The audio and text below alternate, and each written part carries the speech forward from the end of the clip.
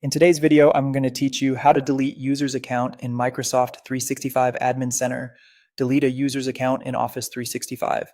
We'll walk through the exact clicks in the Microsoft 365 Admin Center so you can confidently remove an account when someone leaves your organization or you need to deprovision access. Make sure you're signed in with an account that has admin permissions, global admin, or user admin works so you can perform the deletion. Start by opening your browser and going to the Microsoft 365 Admin Center. When the admin home loads, you'll see the main navigation on the left. Choose Users to open the user management area. From there, select Active Users.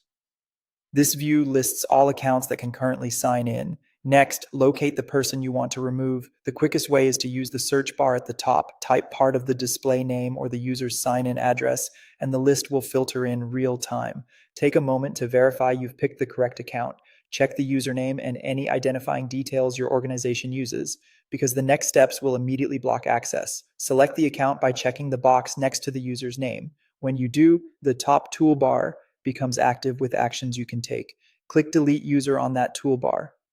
A confirmation panel opens to summarize what will happen. This action blocks sign-in and starts the removal process.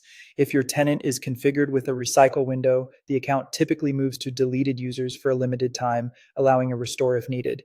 Review the summary carefully, and when you're ready, click Delete User again to confirm. The system processes the change, and you'll see a success notice. At this point, the user can no longer sign in, and any assigned licenses are freed up for reassignment. Group memberships, mailbox access, and Teams participation are also revoked. A couple of practical tips as you work. Before you confirm deletion, ensure any important files or ownership of shared resources have been handled according to your internal policy. After deletion, if you discover it was premature, you can usually restore the account from the deleted users section within the retention period.